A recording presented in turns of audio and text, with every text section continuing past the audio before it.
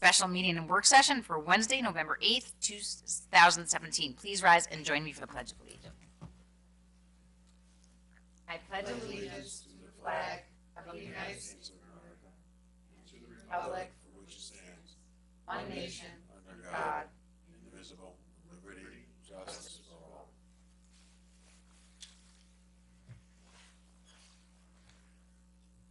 I would like to begin with a moment of silence for the 26 lives that were taken earlier this week at a church in Sutherland Springs, Texas. There are no words for an act so evil, and our prayers are with the family members of the victims of this unspeakable tragedy. Join me.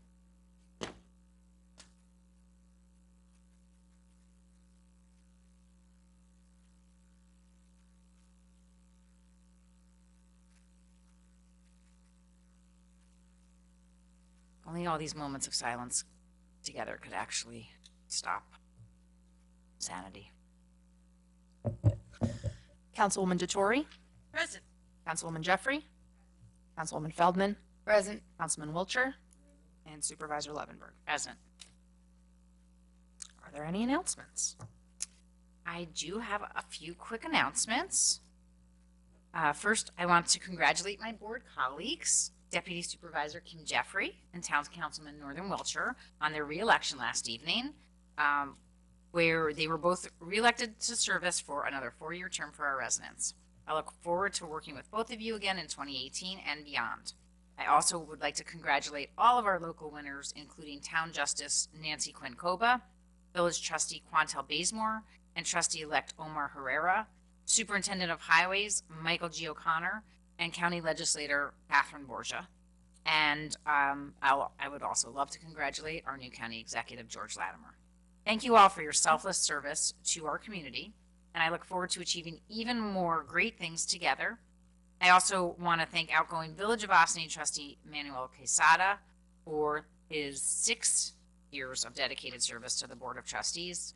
The Village, you have done a fine job representing our residents, and as a Village resident, I feel very confident in saying that. And I also would just like to thank everybody who helped work towards fair and good elections. I'd like to thank our town village clerk, Mary Ann Roberts, for running everything so smoothly, for all of the poll workers, as well as the many, many, many people who volunteer on all of the campaigns, who help throughout the campaign season to really try to get people information about our candidates and our elected officials and who we are and what we represent, and basically to further our democratic system so that we can continue to live in peace and in democracy here in the United States.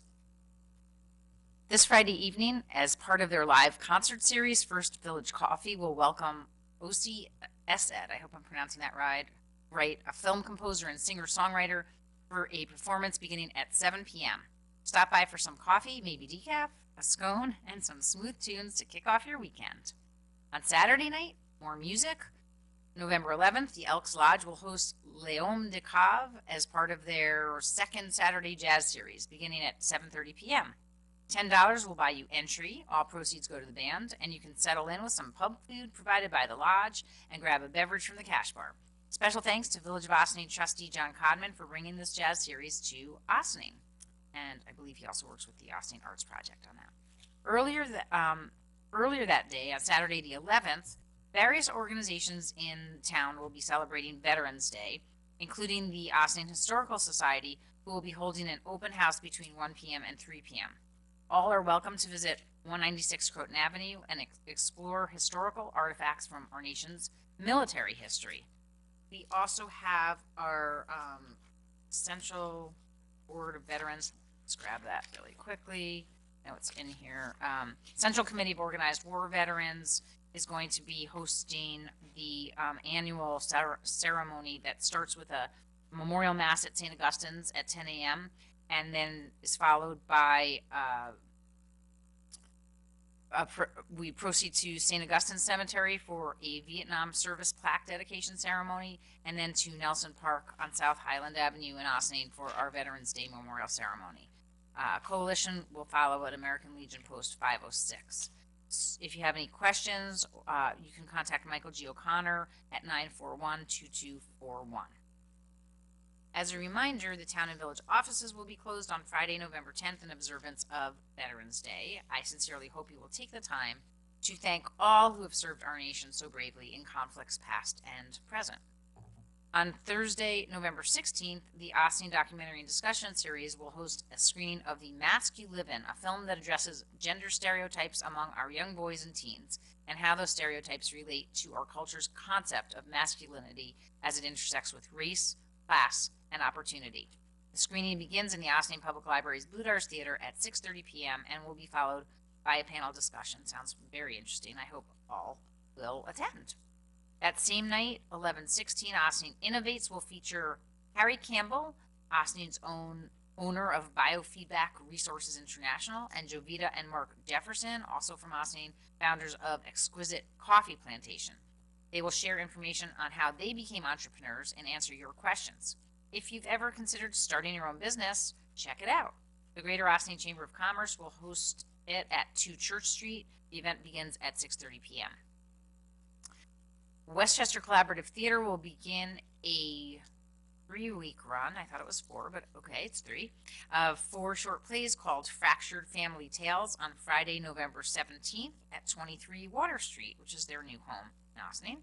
I happen to know on some very good authority that the plays are exceptional. Be sure to get your tickets now at wctheater.org. There are a few great opportunities coming up to get in the holiday spirit. You're ready for that, and get your shopping done, all while supporting local artists and businesses. The Lantern Gift Shop at St. Paul's on the Hill will hold their annual holiday celebration on Saturday, November 11th, between 10 a.m. and 4 p.m. Come by the shop, order your fresh pine wreaths, and enjoy the soup and sandwich luncheon between 11:30 and 2 p.m., or check out the Austin Public Library's Etsy Market on November 25th, which is Small Business Saturday. A portion of proceeds will go to benefit Friends of the Austin Public Library. You can also check out the Austin Chamber's website for more information on Small Business Saturday events in town, including the event at Melita's, also on 11/25. Although a bit farther out, be sure to mark your calendar for the Camp Woods Holiday Craft Fair on Saturday, December 2nd. This is one of my personal favorite annual Austin events. It features some incredible one-stop shopping for everyone on your gift list, including a wide range of artisanal crafts, candles, soaps, pottery, and jewelry from local vendors. Finally, as a reminder, the town board will be holding our next town hall meeting at the Austin Public Library on Tuesday, November 14th, where we will be joined by Gerald Benjamin from SUNY New Paltz and John Wallum from the New York State Office of Real Property Services, Tax Services, to discuss Mr. Benjamin's study on the city of Kingston and their implementation of the homestead option, get more information about what the homestead option means and how it has affected other communities, and to talk a little bit about Austin and its relationship with homestead. The meeting will begin at 7 p.m. so that the board can pay our bills and address any other pressing business before the homestead discussion begins. We do expect a crowd at this meeting, so if you plan to attend, consider arriving early, as parking at the library can be a bit tight. If you cannot make it, do not worry, as the meeting will be filmed and available on the town's YouTube channel within 48 hours. Also be mindful that our meetings at the library have a strict cutoff time of 9:15 p.m. at the very, very latest. We run out of time for all who have questions. We will be sure to bring cards for you to fill out, and we will get your questions answered as soon as we are able. And that is it for my announcements. I know that there is also, I think there's also an Austin Rocks event this Sunday.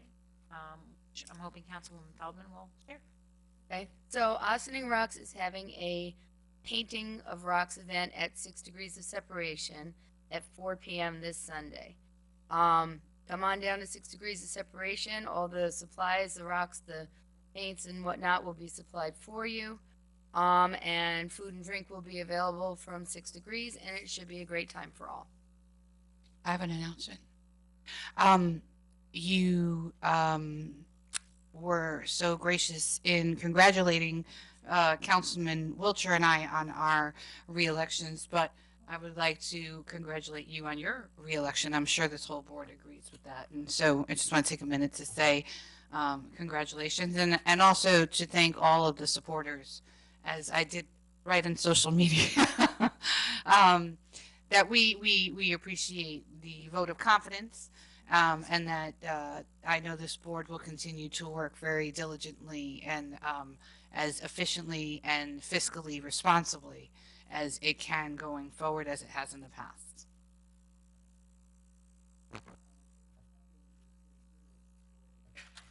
Okay.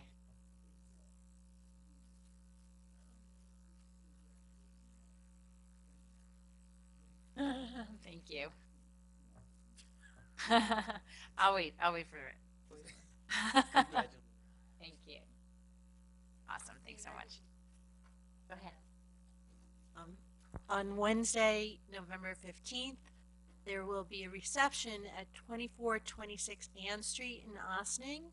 And this is a property that IFCA had purchased in April and now has fully rehabilitated. In January, it will be home to 6 families. It will be maintained as affordable rental property in Ossining, and we invite the public to attend. If you can't attend then, we will also be having open houses for tours of the building. Still a little bit of a work in progress, but with some units staged and designed by local designer Kaya Gam. We will be open from we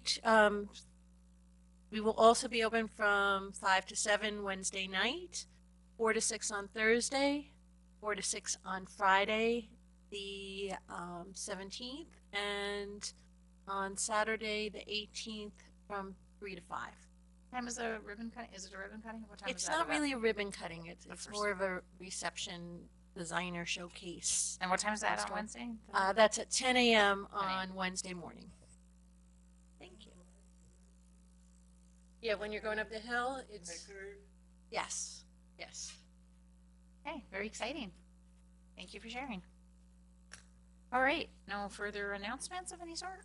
In that case, D2 our special meeting. Seeing no one for public comment on agenda items, we will move into board resolutions. Resolved that the town board of the town of Ossining hereby appoints Preston Denard Ossining to the seasonal position of laborer in the town highway department at an hourly rate of $12, effective November 6th, 2017. Do we have a motion? So moved. We're hoping to get all our leaves picked up in a timely fashion this year with the help of some seasonal laborers. All those in favor? Aye. Opposed? Resolved that the town board of the town of Ossining hereby appoints Franklin and Collada Ossining to the seasonal position of laborer in the town highway department at an hourly rate of $12, effective November 6th, 2017. Do we have a motion? Second. I will say ditto. Last thing I say. All those in favor? Opposed? Resolved that the town board of the town of Ossining hereby reappoints Joan E. Whitaker to the position of the town of Ossining representative to the board of directors of the Westchester Community Opportunities Program, or WestCOP, for the 2017-2018 year. All those in, oh, sorry. Do I have a motion? You can have. Second, Thank you. can we have a discussion for a second? Sure. Yeah, I was just going to say that I had the pleasure of meeting with Joan when I first started as supervisor. I actually knew her prior to the knowing that she was the West Cop liaison representative to the board of directors for our board. I knew her in her capacity as I believe as a minister, and I know that she's a great community advocate, and that's pretty much, and that they require some kind of a Everyone. representative. But go ahead. I was just gonna say, maybe the board could ask her to come and present. In my capacity of working for the senator, I've actually had some issues contacting and have had constituents tell us that we have issues contacting WestCOP. Okay. I think they do good work. I'm not sure if it was them, and I don't want to mix them up with another organization, but I think that their closest office that sits in Peekskill. No, they have an office. Okay. Again. Okay. Yeah. You said you'd like to get a little more information. So maybe we could schedule her to come in and talk a little information bit for about it. us to know what it is and how the best way to reach out and how that works. Sure. Sounds good. So we will make sure that we get on the calendar. All those in favor? Aye. Aye. Opposed?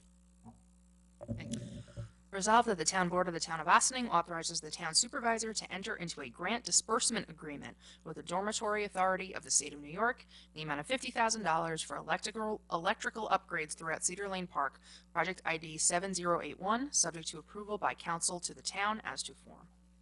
Do I have a motion? So we have finally received all the paperwork from the state for this grant, which was something that was received under the prior town supervisor and town board through a grant from Senator David Carlucci. I will be happy to receive the grant money for this project that the town began back in 2015.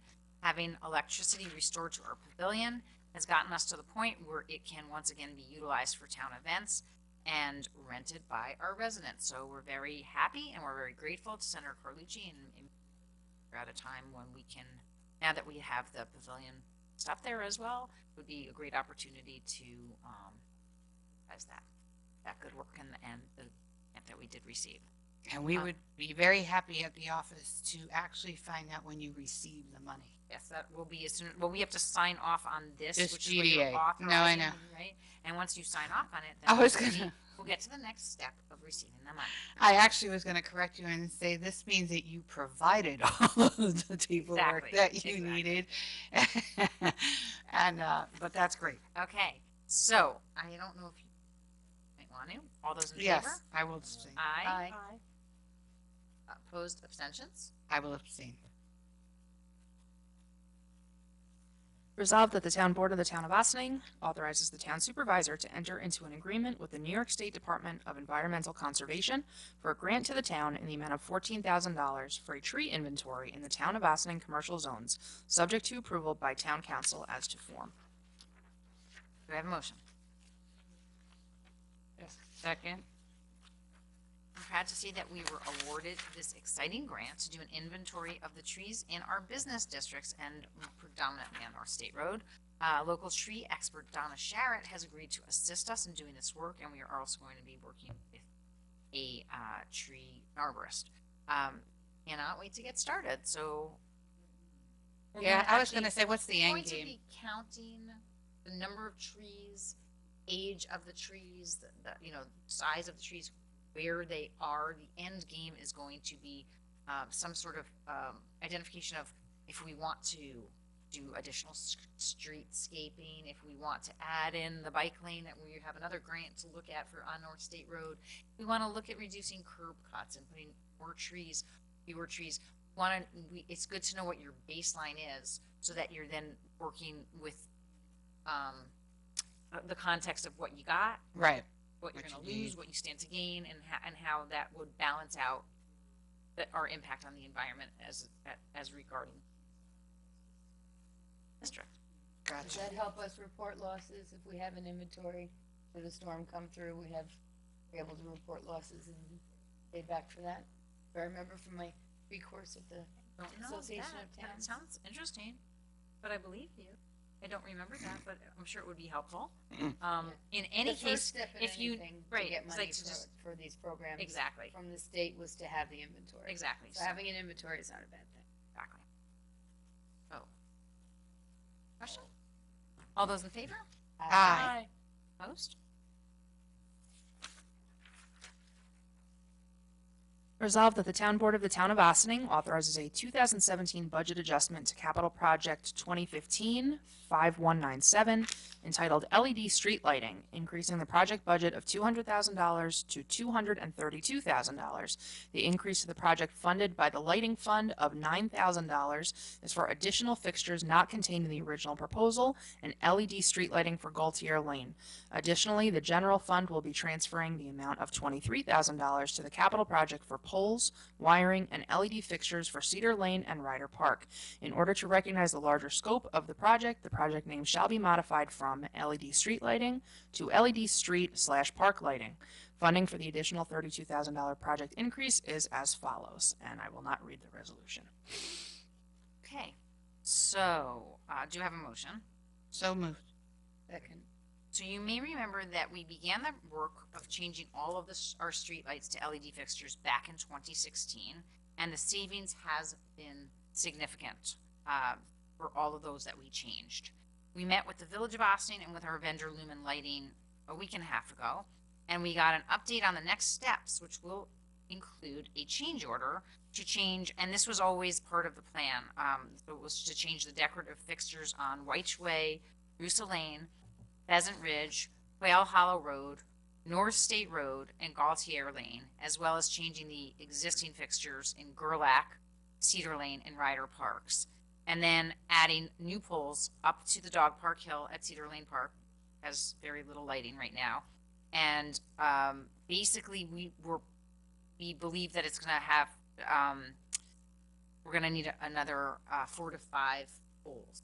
So that's going to be, is that in here, the 4 to 5 poles? I don't know if the 4 to 5 poles. It's accounted for in the adjustment that we made. In the We spoke adjustment. with Paul Fraioli Okay. about what he would estimate it as. So even though we're still waiting on that piece of the proposal from Lumen, Right. it's accounted for in the money. Okay. And a quick back of the envelope calculation shows that this project will have paid for itself within 6 years, and we are excited to wrap it up once and for all. Do you have any questions? I think this is great, and I do remember that conversation in connection with this when we talked about this, and I don't know if but I had asked whether Morningside Drive could have a pole on the other side of the street. There's no lighting from the stop sign. If you go in, all the way to Route 100, there's very little lighting there. And I had asked at the time whether or not there could be a look into whether or not we could have a pole there. And at the time, I think I was told that it would be too expensive. But if we're going to be putting extra poles, I'm not sure why 1 or 2 more would I mean, significantly it change just depends on the distance, like, you know, because there's nothing existing, so Yeah. it would be new. that's this, I mean, for this, to connect these extra poles, like, they have to be like 100 apart, which is how we determine how many we would need.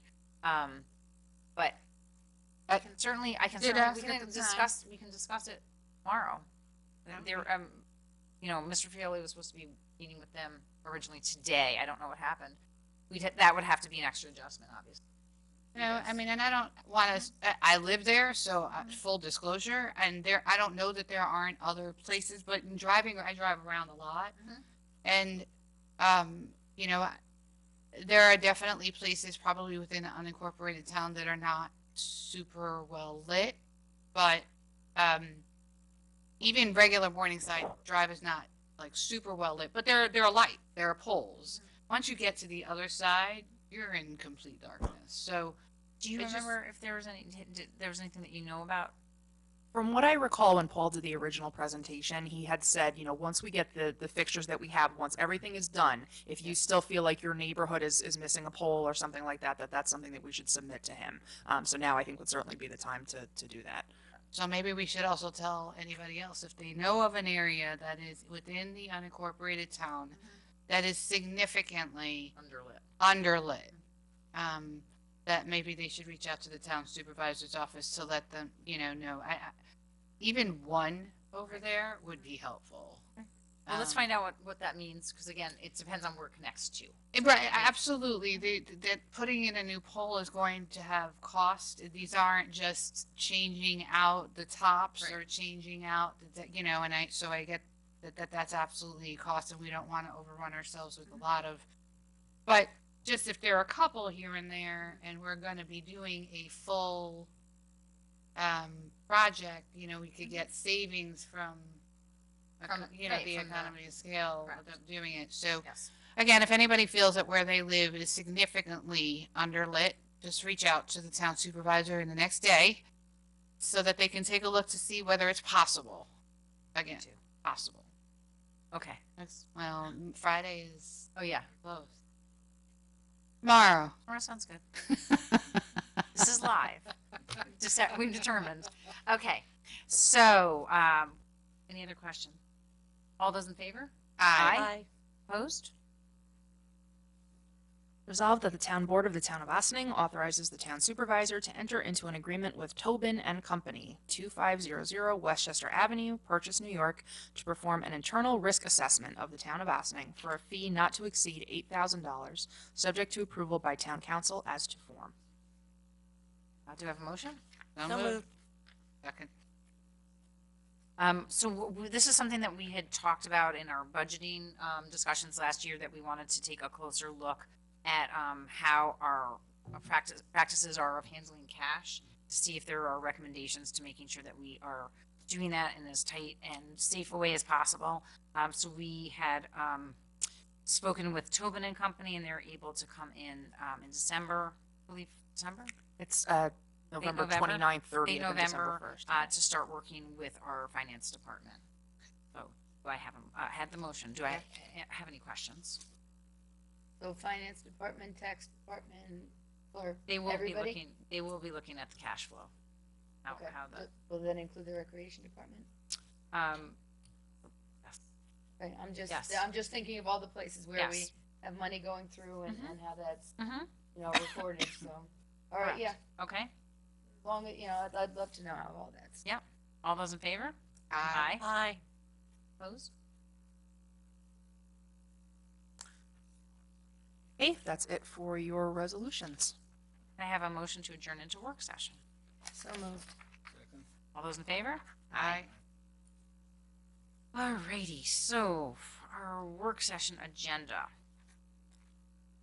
The first item that I would like to discuss is, has been brought to our attention from a constituent, has been complaining that, the poop is not scooped in her neighborhood, What neighborhood is it? and it is in the Crotonville. And she was hoping that we could investigate legislation, and we did look at, we do actually have, something in our books that indicates that you need to clean up after your dog, but it isn't, in such a very obvious way that it's easy to find. It's buried in our code. I took a look at the village's pooper legislation, and while it's not like pages and pages long, it's definitely a little bit more comprehensive. It's the issue with pooper scooper legislation is that it's difficult to enforce because you have to catch somebody in the act. And I did reach out to our law enforcement or police department to find out a little bit more about their feelings on poop legislation. And basically that's the issue, is it's very difficult to catch somebody in the act of not scooping one's dog's. Right? Fun conversation. So really tonight we're just trying to get a feel from the board if this is something that we would like in a little bit more thoroughly. If in fact we had pooper scooper legislation on the books, give us the ability to put signs up. We could probably put signs up even right now with what we have, but we could also expand what we have to make it a little bit more I think it's explicit. hard to know without knowing what we have. You Okay, you so- have a copy in all the papers that I threw at you there of chapter 74 of the town code, which is entitled dogs. And on page 2 of 4, there is an asterisk next to 74-5 restrictions on dogs, subsection 6. And then if you look on page 3 of 4, there's also an asterisk next to complaints and penalties for offenses, excuse me. So that is what we have on the books right now. Okay, so $25 fine for, Wait, where was the first place that you pointed? Oh, on page 2. Right. So it says create an right restrictions on dogs. It shall be unlawful for any owner of any dog in the town of Ossining to permit or allow such dog to create a nuisance by defecating, urinating, or digging on public property or private property other than the property of said owner, unless the owner shall immediately clean up after and correct the damage done by his or her dog. It doesn't say that. And then under complaints, it says any person who observed a dog in violation may file a complaint under oath, Mhm. specifying the nature of the violation, date, description of dog, and name of residence if known. And then a violation of this article can be offense punishable by a fine not to exceed $25. So except, Except that a person found to have violated it within the preceding 5 years, the fine may not more than $50. If the person was found to have committed 2 or more such violations within the preceding 5 years, it shall be punishable by a fine of not more than $100 or imprisonment for not more than 15 days, or both. Okay, so to me, Mhm. we have it on the books. Right. Just because it might be hard to find it is not really Okay. the issue, and or somebody could always call and say but this gives teeth to somebody being able to say, for instance, the person who reached out to you may or may not know who the offenders are. So this provides for them to fill out a complaint and say, I see this person with this dog continually does it. That gives the ability for the police to reach out to that owner and say, we have this complaint, so we just would like to say, give you a warning, just do not do that anymore. And they're not going to give a summons over that because they don't have direct evidence, but this gives them the ability to go and reach out to that person. So this means what we can tell our constituent is that you have the ability to make a complaint. I don't know if this says it has to be that it can be anonymous, because a lot of people don't want their names. You know what I mean? You don't want somebody Especially to. in your small neighborhood. So I think it says any persons, as long as, they can reach out to the police and say, I don't want my name involved necessarily, but I see this and this. And, our police can make a visit and just say, there is a law and we don't want to bother you, but just don't do that anymore. And I don't know that we have to increase legislation. Like, that's always time and effort and money when it's already here. I feel like in today's day and age, everybody has a cell phone, so it wouldn't be that hard to get a picture of the offending act. Oh, that's true too. It's true. I mean, I don't know if the person has caught somebody in the midst just- of the I mean, act, I or they understand just you caught won't the some areas unfortunate, there's a they've big stepped in pile. something that Well, I they mean, weren't happy to. what it says here is that a person can go and file a complaint with the court, and then the court can require that the party who's complained of appear and can fix a fine. So I don't think you need much more than that. Okay. I think Except for you have to observe the dog, so if the person's asking for a sign and we feel it'll be effective in that area, then, I mean, that's not a huge deal. that's what I was going to say is, perhaps the board would consider increased signage. So maybe we could, speak with Mr. O'Connor about, what he might recommend and placement, and see if this particular neighborhood is a sign or two. Yeah. I mean, That's a we good have, idea. I did actually reach out and.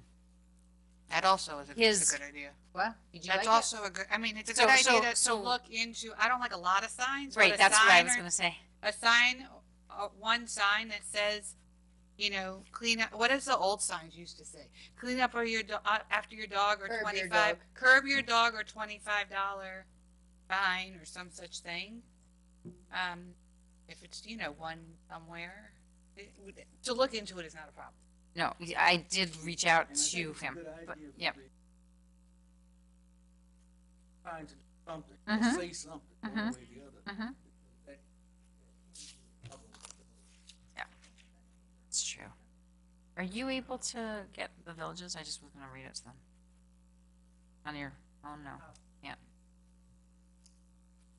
I can don't- certainly look for it, but it's going to take me a few minutes. Okay, well, we'll get back to that.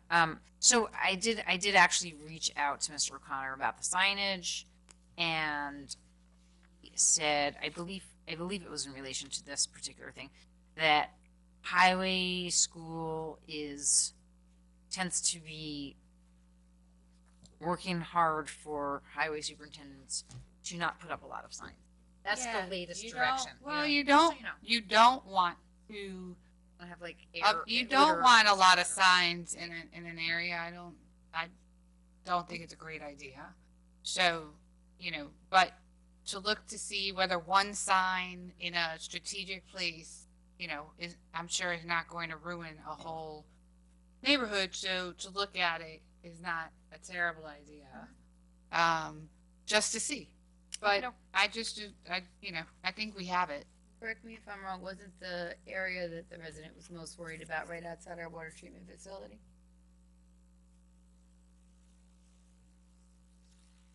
Up at the top of that. Or, I thought it was along by the entrance to our water treatment facility. That was the main area in It question. might have been, I don't So- actually, I don't remember. Even a If short they little don't one. like it,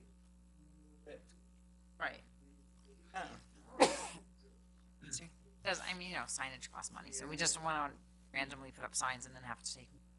But you could move it. We could have Yeah, a we can moving move it sign around. similar to the speed limit one. the speed limit sign, you know, that they put up, you know, where it goes Oh, to the that. street and they move it. We can move 'cause the if curb it's your there for dog too sign long, from it neighborhood to learns- neighborhood. That'd be It fun. learns its, I mean, it loses its. It's a completely different conversation, but I had, Okay, Um, so. I managed to pull up the villages. They actually have a whole article in Chapter 75 of the Village Code, which is entitled Animals. Article 3, Canine Waste, and it's pretty extensive. I don't always think Subsections that more include- is better. Intent, commission of nuisances prohibited, exceptions, removal required, penalties for offenses, and enforcement. But We have all that. I mean, I just be, why is more better? No, I didn't say, I just think it's more explicit. I don't know if it's more even. I But- think it's just more explicit. Like, But this is ours is pretty kind of, explicit. you know, a little here, a little there. It's not all. Changing codes is time and money. It is. We have it. Okay. That's why we're having this work session. See what everybody feels, and you're good where we are? I think it's adequate. I think that it's Okay. a little bit of a public education piece. So, you know, I mean, I think most people know that this is something they can do, but maybe they feel, you know, it's nobody's watching. I don't know why somebody wouldn't do it, but, or maybe the dog got out. I really don't know, but, We could certainly put it out in the but I supervisor's think update that, to you know, reminder. if people know people are watching this and reminded that it's, can be a very, you know, serious inconvenience to somebody who might step in it. So, It also doesn't make your neighborhood look good if it's all over the place. Like, right, that's it's not- gross. So, Yeah. yeah. So I'm sure like you know, maybe some signage, a little public awareness. I don't know that anything has to change in the way this is written. I agree with Councilwoman Jeffrey that we've got it. So I think it's just a matter of publicizing it. Everybody's good? All right, I think we're all in agreement then. Fantastic. All right, on to our next order of business, which is leaf blower legislation. Yeah. My favorite. So, okay, I'm trying to get to my little background notes on this, which I elsewhere. We received a recent request that the board revisit restrictions on leaf blowers, which is something that this board has discussed on a preliminary level in the past. Our neighbors in the village of Ossian have been discussing varying degrees of restrictions as of late, and I wanted to get a feel from the board about if this is an area of interest that we should look at for the town. Some options to consider would be stricter hours or days of operation, location or type of type restrictions, or like, you know, the type of leaf blower have, or some combination thereof. And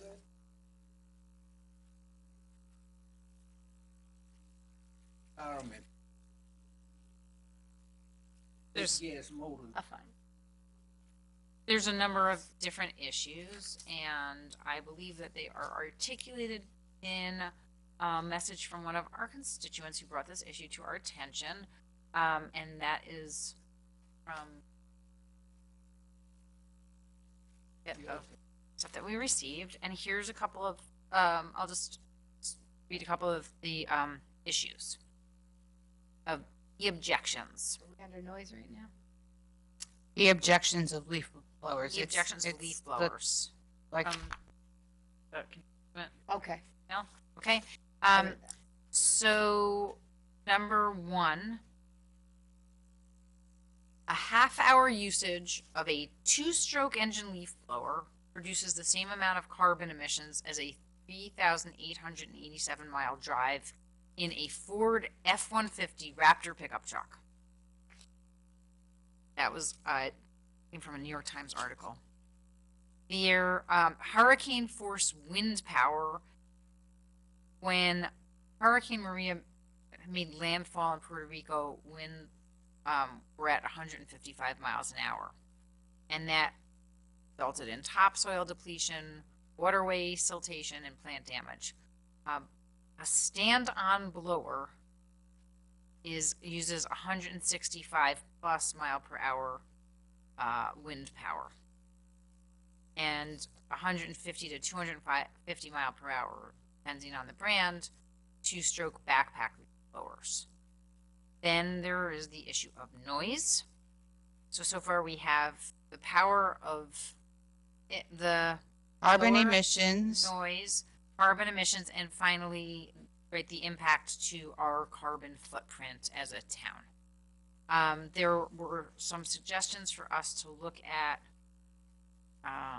City of Rise leaf blower ordinance, which allows usage, does not allow usage between May 1st and September 30th.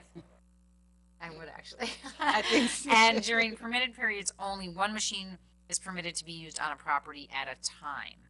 Currently, 3 leaf blowers plus 1 mower are used simultaneously in this constituent's neighborhood. I think there might have been additional information in a previous email, which identified most landscapers use leaf blowers with 2-stroke engines, which are light enough to carry but produce significant exhaust and noise. The gas and oil mix together, and about a third of it does not combust. As a result, pollutants that have been linked to cancers, heart disease, asthma, and other serious ailments escape into the air.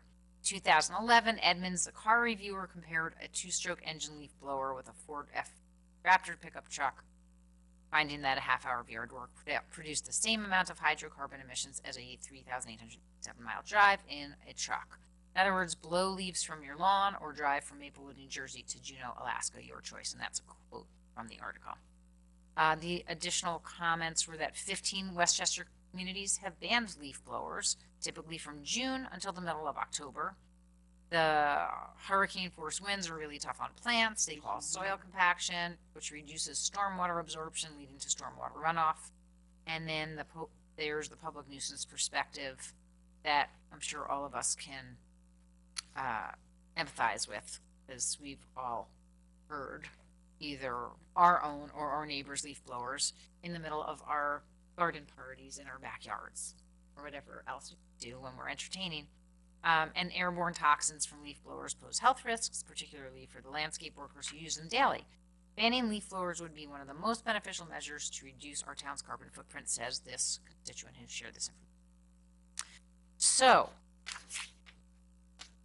what is the pleasure of the board in terms of doing this? We do not have a lot of information about other ordinances, unless, did you print out the city, right? Yeah, I printed out, really the only reference right now to this in the town code is chapter 130, which is the noise chapter, which you have in front of you also.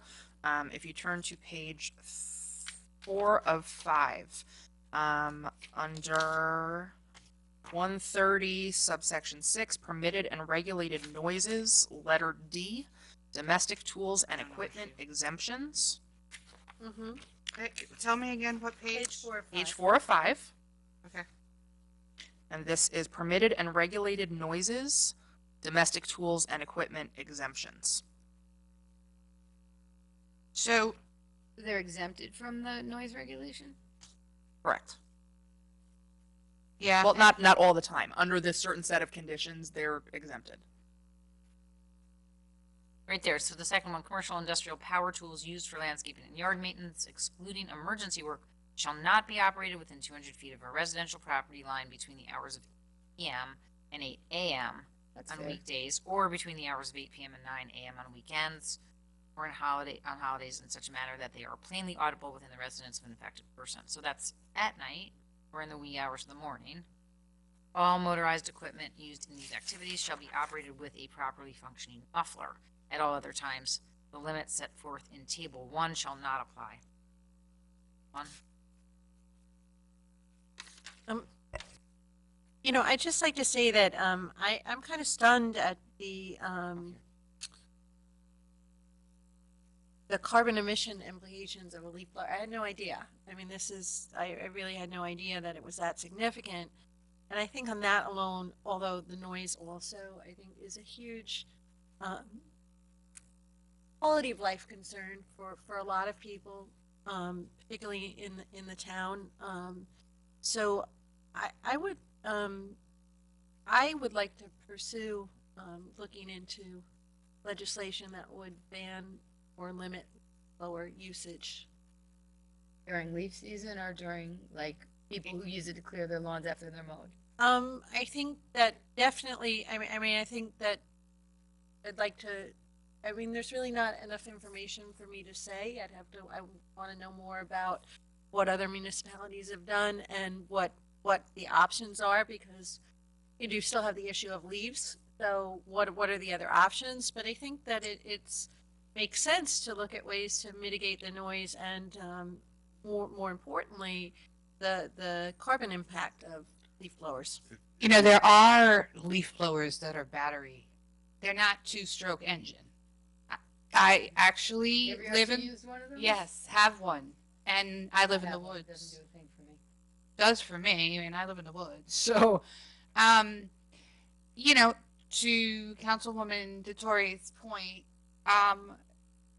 if it is true, and we do have this person stating so in a New York Times article, and I also, just from my own independent, we have received calls at the senator's office about a state regulation about this, and you know, nothing moves quickly in government, especially in state government. So, but it is a conversation that is starting to happen more often, I think. And to your point, I think a lot of people don't realize how detrimental it could possibly be to the environment. So I think looking into a little bit of information maybe about not necessarily taking a New York Times article's word for it, but maybe some more scientific information. Maybe this constituent can, since this is their issue, can go and bring us some, you know, fact-based studies that actually speak to the issue. And maybe we can look if there are 15 or 10 municipalities that do have, maybe we could take a look at what municipalities out there have in terms of restrictions. To Councilwoman Liz, what's your last name again? Feldman's point, you know, when are we talking, you know, maybe it's about hours, right? It's hard to wake up at 9 o'clock in the morning to like it's hard to wake up to that. Actually, it's easy to wake up to that. Well, yeah, you're right. You're right. Can I You make- just might not be in the best of moods. Can I make a suggestion? Please. I can have somebody from my office go through General Code Publishers, and we don't have to limit ourselves to Westchester. We can see what's done generally in Hudson Valley with respect to leaf blowers, and maybe do a summary of, because probably a lot of them just copy each other, so it doesn't make sense to list every single one. We kind of give you the range of Okay. restrictions Options. that they do, give you a Great. memo on that. Yeah, I mean, Fantastic. I That would be think, great.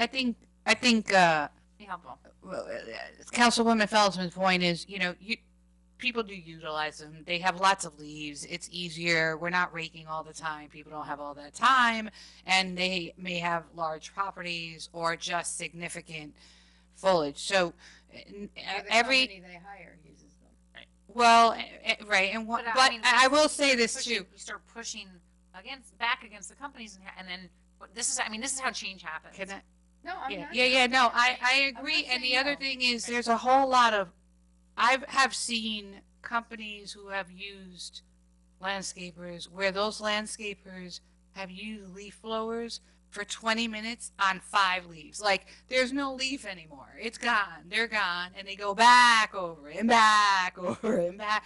So I think if there's something to say about what the options are, in terms of restrictions, so that we can balance possibly, if we were to go forward on this, between what is good for business owners and good for homeowners who have the need, and yet good for the environment and good for the quality of life. Because on a Saturday, you can drive through and hear a significant amount of everywhere, and some where you have some properties that are next to each other and every one of them has it. So Yeah, and just to add to the what you were saying, I mean, and your question is, when you do start, when a lot of communities start having this kind of legislation, the companies that make their money this way start investing in machines that don't make as much noise and don't pollute as much. And that's the Can you ask upside. our constituent, or can we find out, compared to the backpack blower, I know one of the companies I use had a one that looked more like a lawnmower that was a blower. Is that an improvement? Well, it says stand-on blowers is 165 miles an hour, and backpack blowers is 150 to 250 miles an hour in terms of the, the amount of wind. I would It think says it, stand-on blowers. I would think it wouldn't be too hard. Like, I don't think we're going to solve this evening, but I would think it wouldn't be too hard to figure out, what other municipalities are doing, what most landscapers are using. If you have bands in other communities, landscapers don't just work in one community. Yeah. So they may be already, there may be landscapers that are changing their equipment as a result of this. My guess is that there may be some efficiencies for landscapers too if they're not using fuel. So, I think once we start looking into it, all that will become apparent. So whatever the best practices are going forward, it gives us an opportunity to educate ourselves on what the options are, as well as the general public and the business community. So I don't see any downside of exploring this further. Right. And, I would appreciate it if Silverberg was could provide us that memo as suggested, and we will try to gather some more information about what's out there on the market and what landscapers are using, maybe in some more progressive states that already have legislation like this on the books, and or communities that have adopted this kind of legislation. Get some feedback. All right. So next tonight on our list of discussion is to bring up the issue of another constituent, possibly the same constituent, who had brought to our attention there was a property that was demolished that neighboring to this person's property, and they did not receive any notification of that demolition that was going to be taking place. And You don't have codes for that? we do not have any codes that indicate that actually that a Notification. notification. So I wanted to just get a sense from the board if this is something that they wish to pursue. And again, maybe we can have Yeah. council give us some advice on what else exists, because we do believe that other municipalities do have notification on their books as far as demolition, so that the people in the neighborhood know when something's coming down. I do think people want to know, even if they just close their windows so that, toxins and dust. Absolutely. Well, again, I can take a look and see what other people have done. I mean, what I'm familiar with is blasting regulations, where you're doing something where you're blasting, and then there are all kinds of requirements for it. For just general demolition, I don't know offhand of specific notification requirements, but I can look and see what other people are doing. Okay. And we like to be progressive. Yeah, I mean, it on it these can kinds throw of off quality dust. of life issues. Good idea to notify your neighborhood. Yeah. It doesn't stop you. It It just does. says, by the way, FYI, know that you're going to wake up at 7:30 in the morning and they're going to be doing this, because you can do it after 7, I think. You just might want that. All right, well, again, I can have somebody go through the codes for Westchester and see what other people are doing or not doing, and come back and give you Thank a memo on it. Okay. As long as they have them out for leaf blowers. Well, I'll only look at ones that control leaf blowers, because we know those are more progressive than the ones. Absolutely. Well, it'd be great if we could get it all in one. I'm getting excited about how many pieces of paper I'm able to put aside, so let's keep doing that. Okay. Okay, so the next topic of discussion is the PACE financing local law. The state passed I believe it was two laws that have to do with PACE financing, and how what municipalities are allowed to do in terms of allowing for this property assessed clean energy financing for buildings. And this has a lot to do with the industry, say it again? Yeah, it's from it's from Energy Improvement Corporation. And there's a memo which I sent to the board over the weekend to take a look at. I'm not know if you had a chance to do so yet. But there's a couple of issues that we need to adopt into our local law to change a little bit so that we're allowed to continue to offer PACE financing and that we will continue to be in compliance with state law.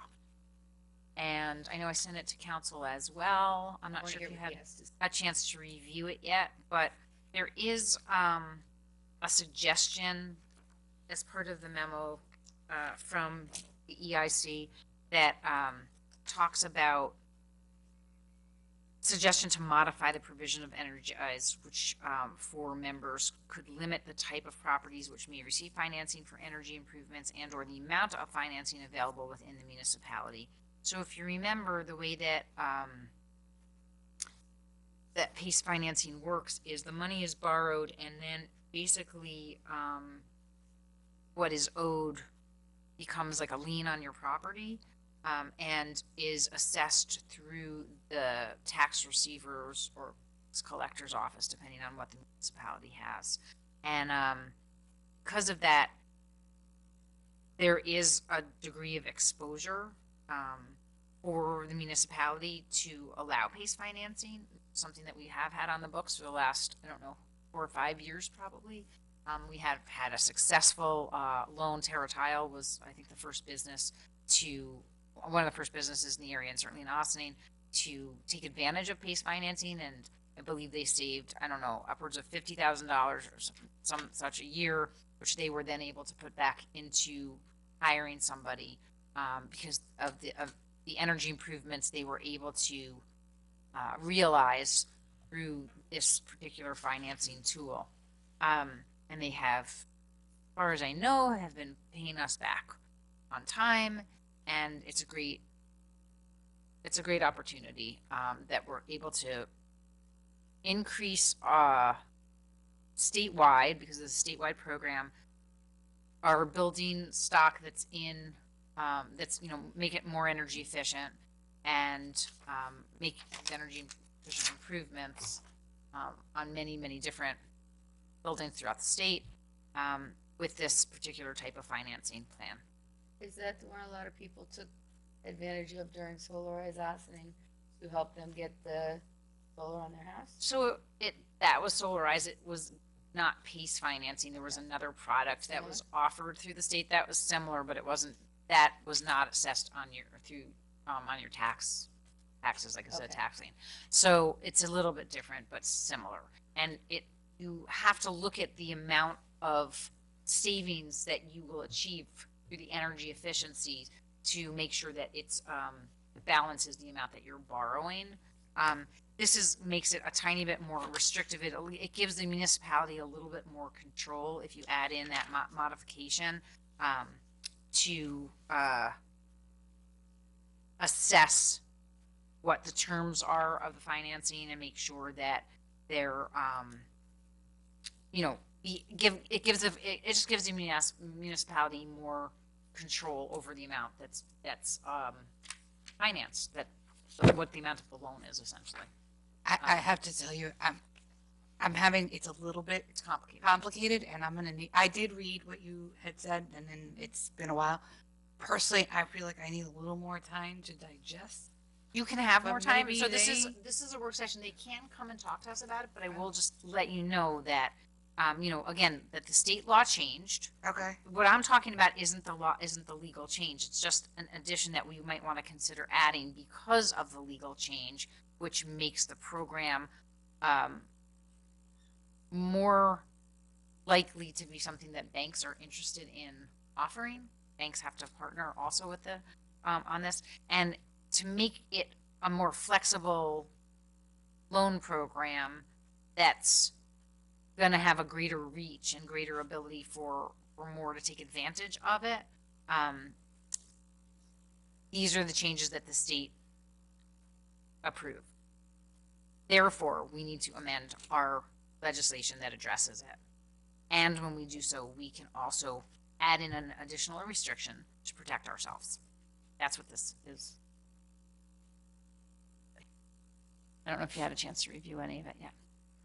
I have not looked at it carefully. I think, again, perhaps the thing that would make the most sense to assist the board is, since it is suggested that our local legislation be amended to incorporate the changes the state made, and there's in fact a sample local law attached to the materials, that we could draft that up and again do a short memo as opposed to a long one here that's that just points out what the individual issues are. Yeah. And what, I mean, their memo isn't super It's long. not too It's a long. one-page, there is a one-page memo, the one that's dated October 31st. There's the background, the solutions identified include, and then the draft amendment, I think. yeah, there's an amendment. Right. There's a proposed amendment attached that shows the changes that ought to be made. So again, we can do the local law and And I'll stop next. and give you something to back it up. Great. Yeah. Yep. Sounds good.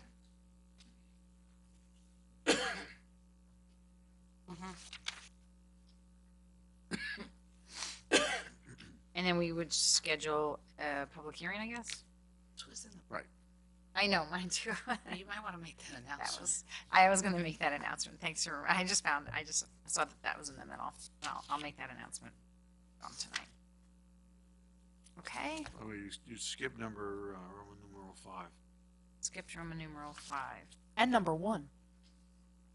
Well, number 1's not important. But 5's important. I did skip number 1.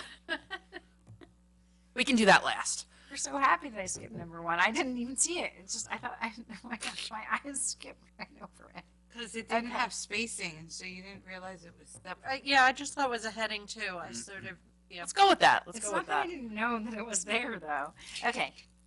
Okay, so, and then the renewal of our green waste IMA with the Village of Ossining. It was brought to our attention that, the green waste where they pick up the, yard waste, we bring our yard waste down to the village's, site on Water Street and, haven't adjusted the amount that we reimburse them for, or what they have to pay out to the county. So basically what we wanted to do was just include a provision in the IMA that would allow us to increase what we pay to the village based on what they have to pay the county. Would that fair to sum up, Steve? Yeah, and they gave us a schedule of changes in the fees. I think it's per ton. And actually it would be retroactive because they were looking to revise that several months ago. It seems like the right thing to do, so. Unless it- Going up by the same percentage that their charges are going up from the county? Right. Correct. Okay. Then it's I think that's fair. Good? All right? So I can tell them that's okay. Yes. Adjournment. I was going into adjournment, but let's go skip back to number 1. All right. oh, back to the And beginning. we're going back to the beginning, and that is going to be an overview of our tentative budget. And we're going to turn to our budget director, Maddie Zahach, to discuss give us a little bit of a tentative budget presentation. Okay, thank you very much. So we usually do this at a town hall meeting, but because our schedule is kind of all over the place this month, and we are here in the courtroom where we don't have access to a projector very readily, town board, you each have a copy of a PowerPoint presentation before you, which is going to get posted on the website hopefully tomorrow, maybe next week. There's a couple of graphics that we're still waiting for as we get a little farther along. But just basically to walk through it, this is the tentative or supervisor's budget for 2018. The calendar is the same as it's been in past years. We start with our department heads in August, going through their requests, their goals for the coming year, and the tentative budget must be filed with the town clerk on or before October 30th. We were 3 days, I think, early this year, which is possibly a record. And we must adopt it by December 20th, 2017. So the plan was to adopt it at the December 12th regular meeting. I had mentioned to the board when we saw each other last, I believe that is actually the first night of Hanukkah. So we were going to discuss quickly if that was a meeting that we needed I to can't come reschedule. early on a Tuesday. You're trying to move two of them to a daytime and can't do that. A Tuesday. We could do it we could do it a Wednesday. Wednesday morning, no. Monday or Friday morning. We could also do it Monday, which is December 11th. In the morning or in the evening. Just look at December 11th. Issue with a Monday, do Monday evenings? What close- time? Issue? Well, if Monday, we could do it, December 11th? yeah, we could look at the evening, Okay. Monday evening. Do you want to keep it at 7:30 just to not mess everyone up too terribly? Monday, December 11th? Yeah.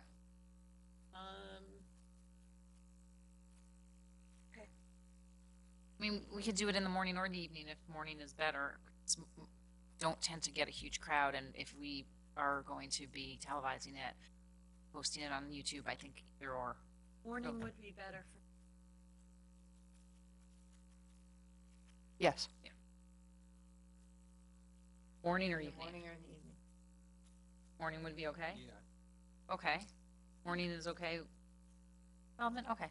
morning's better for me too. Morning's better. Okay. Okay, but, Fine. so everybody's gonna put it on their calendar then for Monday morning, and that will be our set. What time in the morning do we Public know? What meeting. would- what would Say that 9? Is that too late for folks who need to get to work? Fine, okay? What time is early for you? What time? I prefer 9.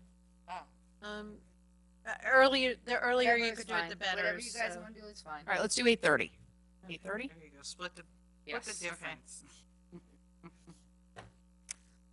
And also just to remind the board, next week on the 14th, we'll be calling for the budget public hearing to take place on November 28th, which will happen here in the courtroom. So the public, certainly if they are interested in coming to that meeting as well. Okay, so that is the process. And then as the town board knows, the town budget has multiple components. We have our town general budget, which encompasses the village of Ossining, 91% of the village of Briarcliff Manor, and the unincorporated area. We have our unincorporated area services, and we have our special districts, which are primarily for unincorporated area residents, except for the ambulance district, which is paid into by everyone in Ossining outside of the village of Briarcliff Manor.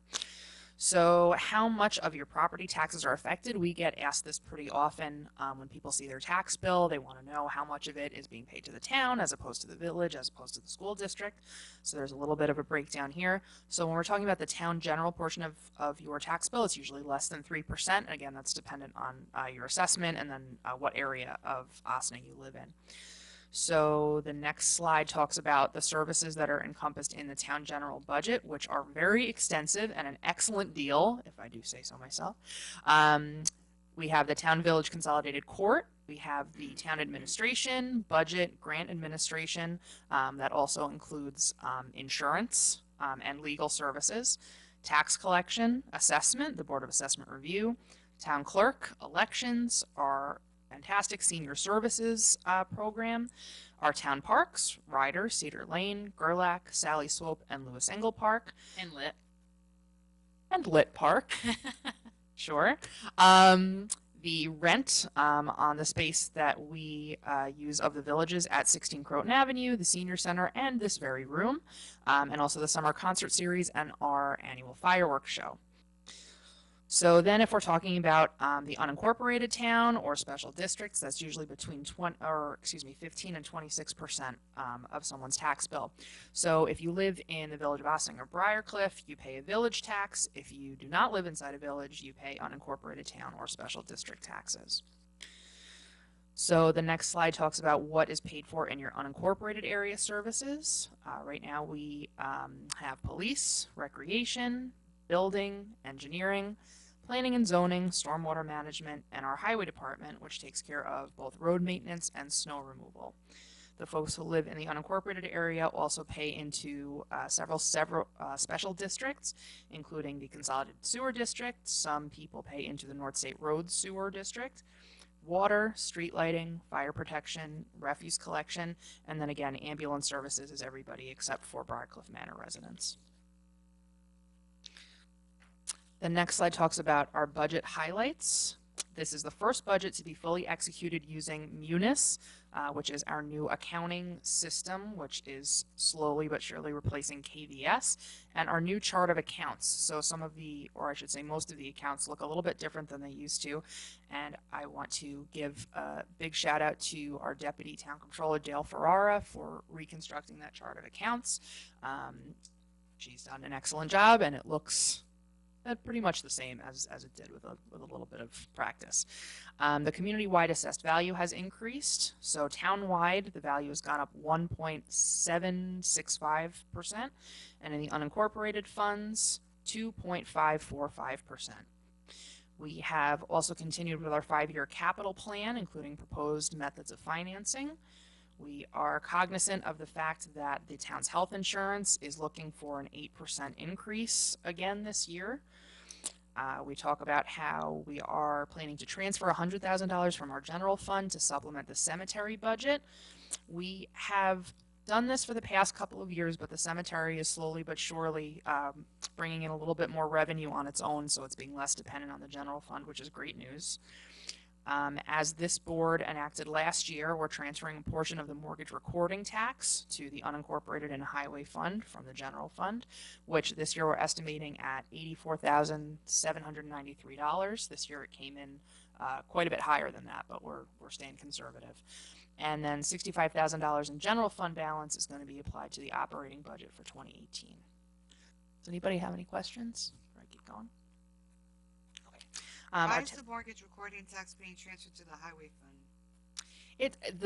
So the unincorporated fund, which used to be called the 20 fund, which is now called the 200 fund, and the highway fund, used to be 31, is now 310, is the same exact taxing body. So we're doing some transferring from the 200 fund to the 30, what did I just say it was called? 310 fund. And then mortgage recording, again, it's the same taxing body, so it affects the same exact people equally, depending on where it goes. I believe I know, but we I put think it in, I asked this before. yeah, we put it in the Why 200. isn't it just going into 200? I believe it is in the 200. I think that's probably incorrect, but it serves the same body of people. But I think if you look in the budget, it's all in the 200. Okay. Just put it where it balances everything out mostly.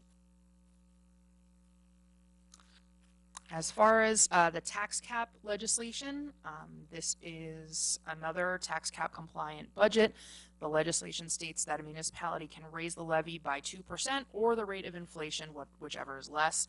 For 2018, the rate of inflation was 1.84%, which is considerably more than we had for the 2017 budget, although we had a 0% growth factor this year, which has to do with the lack of brick and mortar construction that we've seen in the town that have been added to the assessment roll within the past year. We were entitled to carry over funds we didn't use towards the 2017 levy, and we are still under the tax cap by $38,051 across all funds, which we'll be able to use towards the 2019 budget. So what was what's the tax cap, the levy that the What's the percentage? town is able to raise it, and what are we? We were able to raise it 1.84, No, but and it that's says across all funds. 1.84 plus $136,441. Right? That's true. I would have to go back and look at the spreadsheet. I don't have that right in front of me, but you're correct. Okay. 1.84 is the levy over levy growth Got it. plus the 136, less Got it. the 38,051. Got it. Yeah. So what? Do you know what the percentage of the increase of that we for the town general?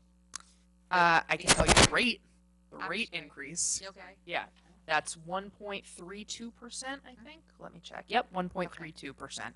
And then in the unincorporated funds, it was a 0. Got it. Okay. I have a pen. Any other questions? I have a pen for you. Okay. Budget. Okay. The top of page 6, general fund taxes. The average assessed value for an Ossining home in the town general, which again is the village of Ossining, 91% of the village of Briarcliff, and the unincorporated town, was $427,359 on the 2017 roll, which makes the town general tax bill for that average home $321.76 a year. As far as unincorporated property owners, the average residential assessment there was $378,957, so a little bit lower than the town general average. And the residential homeowner pays an average of $559 per year for refuse and recycling, fire protection, and street lighting, $79 a year for ambulance services, and $116 per year for the consolidated sewer district. And if you live in the North State Road Sewer District, you pay just a little bit more than that. So the average homeowner in the unincorporated area between special district, general, and unincorporated pays about $3,100 in town taxes every year. And that's not 3% though. Nope, the town general is the 3%. So if you go back a couple slides, you're going to add the 3% that's town general with the local municipality share, which is the between 15 and 25%. Okay. That's where I was trying to figure it out before. Yep. Yeah, it says on that slide where if you look under the, Yeah. Right. it says local municipality, right? So that's, see, Right, there, no, I yeah. get it. So the unincorporated town, the unincorporated town, which with the general and the special districts pays about 15 to 25% of their tax bill. about 15 to Right. 25% of your tax Yeah. bill bill is your goes- local municipalities, right? Is from your local municipality, whether it's the village of Briarcliff, the village of Austin, or the unincorporated. Yeah, so everyone pays, I know that the board knows this, but just for folks listening, everybody pays town general plus. So town general, which is about 3%, plus whatever your local tax is, so either the village or the unincorporated share, which again is about another 15 to 25%. So you're talking about between 18 and 28% of your total tax bill, depending on where it is that you live, is town taxes. Or I guess the village component too. You get what I'm saying. Okay, so page 7 at the top, changes in the unincorporated budget. As I mentioned, the 84,000 and change for the mortgage recording tax revenue. We are making a transfer from the 200 to the 310 in the amount of $225,000. Again, that's the same taxing body, so it's just one hand to the other, basically. We had some requests from our superintendent of highways for some new equipment. So the backhoe replacement, for $98,000. The automatic brine making equipment, which is going to help during a snowstorm, is $28,000. And then what's left of that $225,000 is $99,000, which is going to go towards paving Hawks Avenue. The remainder is going to come from CHIPS money, which we just got our new balances this afternoon. And what the highway superintendent has also asked for is a replacement street sweeper, which is coming in at a sizable amount, $240,000. So we're going to be recommending that the town borrow for that money. Okay, wait. Right. So the $84,000 you're going to split between, so you're going to put about 40,000 into 310 fund for the highway. And then you're going to transfer the 40 plus, I can't do math, 180, 175, what is it? So the whole 225,000, right? 40,000 of that is going to be from the mortgage recording tax. And so for that, I think and again, it's the same group of people. So I think going back to what you were saying, no. So what you were saying earlier, it's not correct when it says 20 and 31. It's all going into 20. So now 84,793 is going into 20. Yeah, Then but we're taking that 84,793 plus whatever the change is and adding it to 31. I get that. I get that. I get that. Okay. It doesn't matter if it's all going into 20 or if you're putting 40 into 20 and 40 into 310 because that's exactly what you're doing, right? So let's start there. So 225,000 is going altogether from 200 to 310 to pay for these three things: the New Holland backhoe, the automatic brine, and the paving of Hawk. Not all of it. Some of it's coming from PIPs. Okay, so the paving of Hawks is going to be 99,000 plus supplement of CHIPS money. About how much? Do you know? I'm trying to remember because we just got the updated balances this afternoon. The ones from last year, I think our carryover balance was somewhere like 65, 70,000. So I didn't catch what we're getting new this year. So probably 85,000 to be safe is what we have in CHIPS. No, but how much is it gonna cost to pave? What's the That I you don't We're know. still actually waiting at those costs. And We how, don't have and them what yet. part of, I mean, is it all, All of Hawks from I believe from 9A to, Castle Line. 9H in the Newcastle line? So where the hoods are, or where St. Augustine, 9A, Cemetery. starting at, right at where you cross over. that bridge, Right, right before, over 9A. so where the The bridge bridge, is. correct. Where the triangle is to go to Itchawan or go straight, so it's right where that is, all the way down. Okay, that's great. Okay, and so you're gonna, there is money in the fund to pay for this, and then you wanna borrow for the street sweeper, cause it's so Correct. expensive. Correct. And the Okay. street sweeper, our street sweeper, our BMF street sweeper is old, breaks down, is difficult to use. I don't know if any of you have seen the village street sweeper. They bought a new kind of street sweeper. We're not It's, trying to keep up with the neighbors, are we? no, our street sweeper is in bad shape. We could buy the same kind of street sweeper, which is huge, is difficult to maintain, and I believe that the new one is also more efficient, easier for more people to use to learn how to use, which is a benefit. And, so you're not just beholden to one person who has learned how to use nuances of the sweeper, right? Because there's a lot of nuances to that big one. And it's our understanding that the new one is, more agile. Like I said all the things. I What? wanted to, like, Can I ask a really, efficient? really Yeah, silly more question? What is so you can easily understand what a street sweeper would be for in the city, right? There's people and there's garbage and there's litter. What is a street sweeper used for in unincorporated? A lot of sand on the roads washing into the street that interferes with when people try to stop at stop signs. They slide on the sand from either the storms or from rock salt or whatever. leaves come into the street, leaves get into the street. Sweep. Exactly. Garbage, It's sweep. usually the sand and gravel coming. Yep. That the danger for both bicycles. We're and actually, everything yeah, else. and we actually, I believe it's even part of our MS4 requirement. We have to keep up. I just asked a No, simple. I know. And I'm not Giving saying you we an answer. shouldn't You don't have have to be one. defensive about it. So what does the new village one look like? That's gonna be awesome.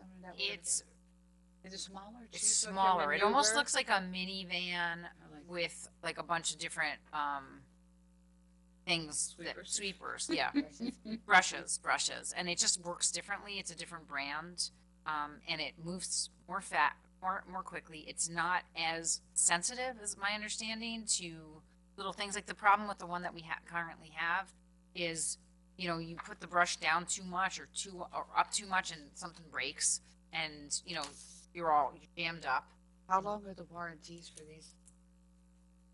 'Cause for 240, we need a Yeah, warranty. we haven't actually gone out and started pricing them out and Okay. everything. We just knew about this other one, and we've heard very good reports from one. Thought it was worth exploring, and it's about $20,000 more than the other one, and I think that it will more than make up for it. And If it costs us less in maintenance too. Oh. Understand the maintenance cost. Oh, we always hope. that's what you need warranties Right. for. Exactly. Certainly not as loud. Right. There you go. Yeah, you can't hear. I mean, you've seen it. Maybe I didn't hear it coming by. I know. Okay, so we will continue on our way with this budget. Okay, then we move into the 2018 requested capital projects. As this board discussed earlier this year, we are currently in year one of a 3-year open space capital improvement project. So 2018 will be the second year, which we had called the fields and facilities year. So this year was the pavilions and the restrooms. Next year is going to be the fields and facilities. So at Gerlach Park, to start, re-blacktopping the basketball court and also replacing the hoops up there that got broken. And also replacing the lighting structure on the fields with LED fixtures. We had heard from former Superintendent of Recreation Chris Soy at first that the LED fixtures weren't excellent for gameplay, but we heard from him more recently, a couple months ago, that the industry has really picked up speed. We actually spoke with one of the, what is her title? I'm sorry. Referee, but she also runs the adult league. Mm-hmm. That- Dina Murphy. Dina Murphy, right? That LED fixtures are becoming a lot more commonplace, and they've really gotten them down. So we're going to investigate that. We did mention to the folks at Lumen that we were going to be looking around for that also to see if they could steer us in the right direction to at least give us an idea of what that's going to cost. But so we just started with the figures that we had on that. Can I ask a question? Mm-hmm. I can't say that have been down there recently, so I might be asking a question that's moot. The area where the swings are in Gerlach have those wooden things Chips. around. No, Oh. forget The chips. borders, they're Yeah, gone. those are replaced. Those they're are gone. replaced already. The railroad tie things are gone. Are gone. And how about the stairs? They're doing that this We're hoping that that's going to get done this month, right? month. Yeah. Yeah, they're working on Okay. it. That's it. Yeah. With regards to the lighting, are we looking into, dark skies and also directionalities? We're not quite there yet, but Okay, I'm just yeah, saying, for we're gonna take that into I think account the during game lighting. game lighting is one. That's what this is. That's what we're Okay. talking about. The game lighting. Okay, That's the even that can be, you know, the shielded from lighting the structure neighbors. on the field. What they got now is not shielded, so That's what I'm like, saying. Yeah, I Well, I know, would but like to be able to be a little cognizant. yeah, because maybe actually if they do that, then maybe they can have Even the better. lights on longer, because that's long been a request. If they aim them better. That's Yeah. what I'm saying. Yeah. So that it hits the maybe field that and could be a not- possibility. Yep. Okay. Okay, then we're hopping over to Ryder Park. The big project over there, as you well know, is replacing or resurfacing the tennis court. The supervisor has been in touch with some folks at USTA to sort of point us in a direction of where we're going to go with that. And they also have grants that they offer, so we're going to do that. The first step is to bring them in to get them to help us out, to get estimates and kind of figure out what the would be. But this is the upper. No, I know what this is. I'm just, so this isn't that you're going to do it, it's that you're looking into the possibility of doing it. We do have money in the capital projects to some money. I think it's 150. But this is gonna cost, Probably more than that. right. So I've been hearing that somebody's gonna reach out to the USTA for like 2 years. Okay, finally We actually somebody did. And what We were did they waiting say? for the recreation. I know. So what we See? did, we did actually do it ourselves right before that person got the contact information, and we reached out to them, and they have a very specific program that we're Okay. now working with them to follow. We just recently got measurements back that we can now go back to say these are the measurements, and there are a couple of other that have to send somebody out to help us figure out find it. And what we'd like to And whether or not, but I'm getting to the place where whether or not they actually chip in. yeah, they do. They can. Okay. They can chip in. They will Okay. chip in depending on what it is. Okay. They do give money for resurfacing and Okay. fixing up courts. There are a couple of different options now that I'd like to consider, which is more flexible use of tennis courts and getting what the new tennis everybody loves called. Ready? Not paddle, not platform. Paddle tennis? Is that what it is? Paddle tennis? Ready? No. Okay, anyway, there's a new hot tennis. It's like a shorter court, and that's like the new thing. But you can actually design. You can Have it line so the you can courts do for both? both. Mm-hmm. And I don't know anything about and it. ready for this? If you look in Briar, and if other municipalities, and I have been looking at this online, actually even have a basketball court on a tennis Yeah. court, so you can have multi functions on a tennis court, which might be a way to go if. Bring the USTA out, they look at that other court and they're like, oh my God, you'd be crazy not to do this 2 sets of courts, which is 4 courts. And then we might be able to have our cake and eat it. So this is up when we finally bring Okay. them out to look at that and say, well, what kind of things would you fund? Are you only going to fund it if it's only, tennis, Mhm. or would you Got fund it it. if it was multi-use? And how does that work in other areas? So the monies in the budget are X amount, Mhm. and we're trying to get more money from the USDA. Correct. Which would potentially offset or add to make it possible. I just want to clarify too, when you say the money's in the budget, the money's in the capital plan. Capital plan. right? Capital plan. There are two other pretty extensive projects that we are talking about for 2018 in Ryder Park. One is a series of long-needed repairs to our caretaker's house, which is when you come in on the right-hand side. Some windows, some things to make it more energy efficient. We've been talking about what sort of appliances might be able to be replaced to sort of help us to be greener. We were thinking about what was it Energize, if we might partner with Energize to see if we could, kind of make it like a model since it's, a town-owned property. So to try to make something out of it in that way. And then the pond work all the way down at the bottom, as well as repairing the dam and pipe in sections of the brook to prevent the flooding that we see down at the bottom of Ryder Park. Bring the pond back, what it had. Pipe in which sections of the brook? I think it's just the park that cut out and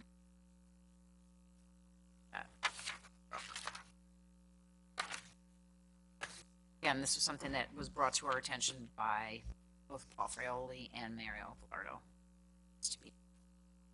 And a neighbor back there. Opinion about it. So moving.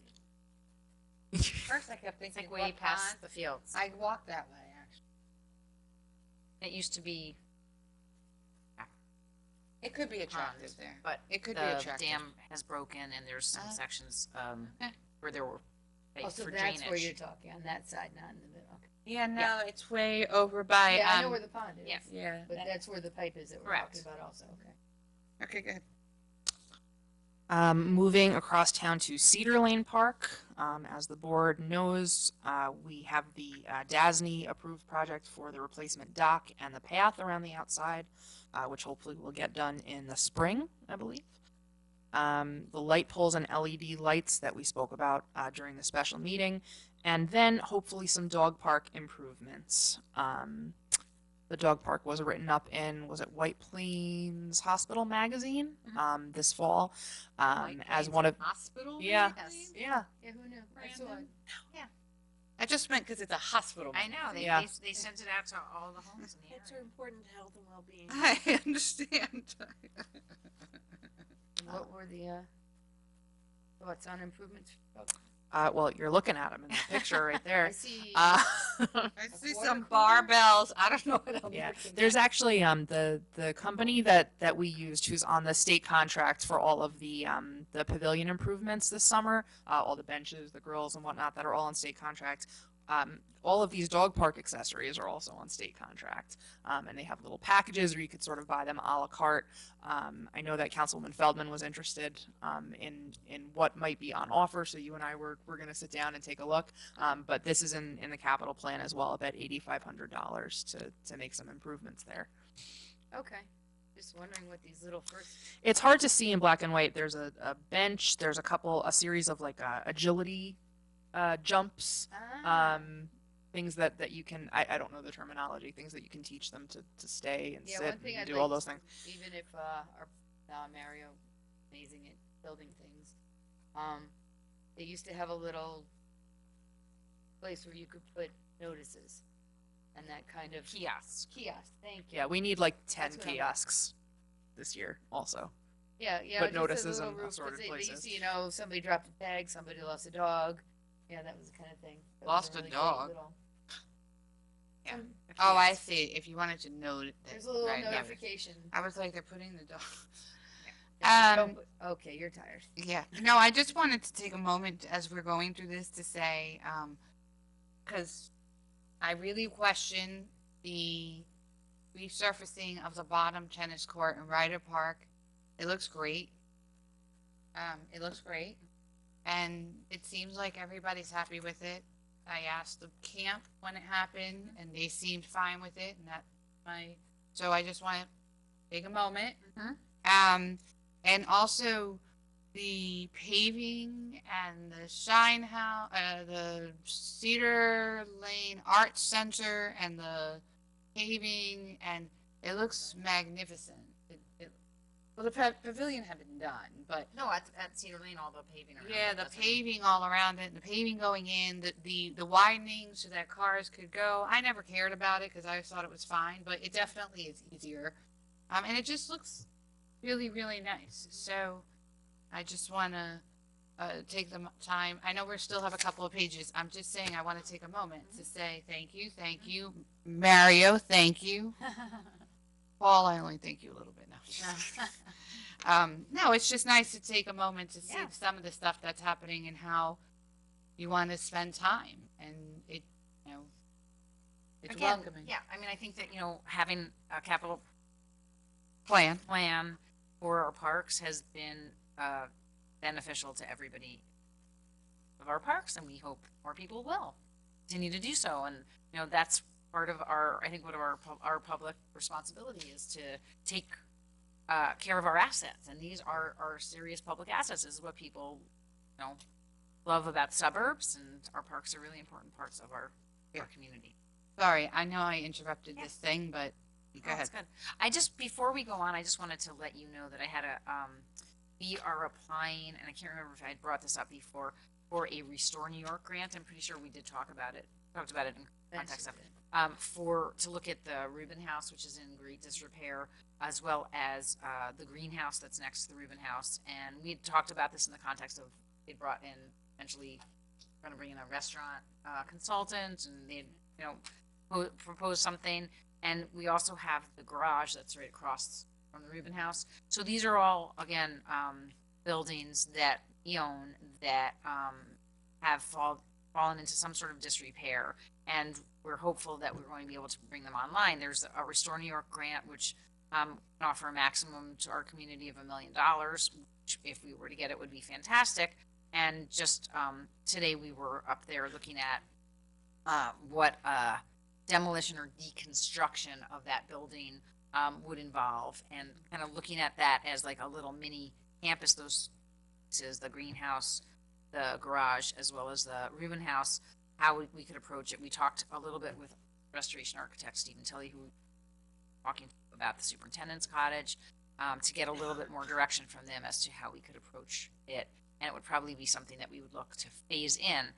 So apply for a grant for phase one, the deconstruction of it, and potentially some of the site work that would be involved. Mhm. So just to keep you posted, Mhm. it may end up being added as a capital project for next year if we get the grant. Okay. Sorry. Okay, so top of page 9. Now we're at Engle Park, and as everyone knows, our favorite Engle Park project, the spray park. So hopefully the system is on its way, and it'll get here, I think, in January is what Andy Tease told us. And they will install it in the spring, and that's it for Engle Park next year. I think that's Does probably that quite include enough. redoing the floor? Yes. It does. We're going to have to do that. Yeah. We have to do some electrical work as well. Well, good. And then also the capital project in Dale Cemetery, which is work at the superintendent's cottage. My second favorite. So we're still waiting to hear about that Mid-Hudson Region Economic Development Grant announcement. That's not going to be until December. They had suggested to us that they didn't move forward on the project until we knew if it was a bigger size project or the smaller size project. So we're going to wait till December, and then they're going to get underway drafting plans, and we'll figure out how best to move. We haven't really seen a budget until we know about the. Correct. Okay, and then top of page 10, the capital projects in the highway department, the McCarthy Drive restoration. This board opened the capital project for that just a few weeks ago. In 2018, we will likely only be getting to the engineering and planning stages of that. Work is scheduled to begin in 2019, concurrent with the water main replacement. And then also, as the supervisor mentioned earlier, the Hawks Avenue repaving and reclamation work. And that ought to be it for the highway department next year. Can I ask a question about road paving? I asked probably 3 years ago for a list of roads that the highway superintendent felt needed to be paved, and he provided it to us at the time. In fact, I think it was during one of our budget meetings. We seem to have gotten away from that. I understand we're doing Hawks, and Hawks needs to be done, and that's awesome. I don't know that one road a year. I don't know. I would still be interested to see, and we're doing McCarthy, and that's going to be a huge project. So I get it. But it would be nice to, the same way we have the capital project plan, to at least have the list to know what we've done, what may have changed, because they change. One road that seems okay, then over 2 winters with the salt, may not be so okay. And so I would just advocate for that information to be provided to the board. And I do believe that we received that even last year, and I think I asked for that as well, and we get something, but I don't know if that was presented, but we could certainly ask for that from the highway superintendent when he to present to us next. Aren't we paving part of Gordon Avenue after the water main? So that would be part of that, patching. It's gonna, Gordon Avenue gets, I know, exactly. But we would have to do like one of those. Not as bad as Waller. But that's a perfect example of why you can't just rely on we just paved Gordon, because then you ended up water main basement, and then are in a situation have a steam, have one before, and over time, and not that much time, weather can wear at those seams. To your point, to my point. Yeah, I started out with to your point. No, yeah. Yes. I was agreeing. It Yes. was just a weird way of agreeing. But thank Yeah. you. Yeah. Right. We're both a little tired. So. We're a little tired. Okay. Okay, and then the last slide is what do we expect could change between now and when the town board adopts the budget in December. The first thing, obviously, our CSEA contract is not yet settled, so hopefully we will see that before the board votes on this, and we can have a little bit of clarification for some of the finer points regarding our personnel. Also, the final results of the refuse and recycling RFP. The town clerk let me know that so far one company has come in to pick up the bid specs. So we're gonna see if our friends in the village, DPW, can push that along to a couple other contractors, just so we have a wider range of options. And then finally, the results of an electric vehicle group bid that we've had our eye on. Do you want to sort of So working with Sustainable Westchester? thank you. Yeah. Sustainable Westchester. Those A lot of people. things are, Sustainable Westchester, just as we had, they've been, looking to get, some bids for certain types of vehicles that have, kind of risen up in demand from municipalities to see if they can get some better deals on more sustainable vehicles that municipalities use. So we're looking at a van that would be, potentially for our senior nutrition program, and a van or truck for our parks department that would either be a hybrid or electric, depending on. So we're kind of evaluating if that would be something that they can get a good price on, and also useful, and would be a vehicle that we would be getting anyway, but that we need, don't have right now. And if it's something that we need and don't have, get one that's more fuel efficient. That would be a win-win. So if they come back to us with a bid and the vehicles are to our liking and are to our need, then we will be considering that as well. Question. You ever get the new rate? Haven't yet. Yeah, there. Find out about that. Haven't seen. We have not heard from them. No. I thank you for that presentation. It was very, very good. Thank you, Maddie. You're quite welcome. I do want to remind everybody who might be listening or watching that all of the budget documents are posted on the Town of Austining website, so you can see the full capital plan, the full debt service schedules, the budget publication, the salary schedule. All of those things are posted on the Town of Austining website under the budget page on the left-hand side. Thank you so much, and thank you for all the work that you put in to our budget preparation, our budget documents. We had our first round of meetings with our departments this past week with the board. This was a public meeting that we noticed, and we will have our second round of meetings with departments on November 17th, which is not this Friday, but the following Friday. And we are very grateful to all of our departments for working so hard on basically what's coming hold the line budgets more than anything else. Mostly really just taking into account salary increases based on our contractual obligations. So with that, thank you everybody, and we hope that you'll also be taking the opportunity to attend our public hearing on the budget on November 28th. Okay, and with that, I just want to make one last announcement because it did get caught up in the middle of something that I received late in the day. In case anybody utilizes Hudson Line busing, Tarrytown and Yonkers Station, late night, Friday night, November 10th, early morning, Saturday, November 11th, to accommodate the removal of a bridge deck from the retired Tappan Zee Bridge above the Hudson Line's tracks, Metro North train service. Yeah. Yeah, not why the is it? busing. So it It's says the Hudson Line Metro busing. North. Okay. No, it's Oh, Metro. there will be. Yeah. Okay, so so Metro North. If you ride the Metro North line, I didn't realize that. it's either from Friday night or Saturday. They will not be working from between. They will not operate the trains between Irvington and Tarrytown stations from approximately midnight on Friday, November 10th until 7 a.m. on Saturday, November 11th. During this time, busing will be in effect between Yonkers and Tarrytown stations. The problem is if you're coming from Ossining, I'm not sure that you can get past Irvington to Tarrytown if they're not operating. Well, they might drop. I think that You you do get to Tarrytown, Tarrytown and get then on you the bus They take to you Yonkers and then you get pick up back the on train. again. I know, but Customers people have to. expect That's an what. additional. Let Yeah, me just yeah, finish yeah. reading the notice, okay? Because I think it does touch on all these things. During this time, busing will be in effect between Yonkers and Tarrytown stations. Customers should expect an additional 30 minutes in travel time during the busing operation. So this is midnight on Friday, November 10th until 7 a.m.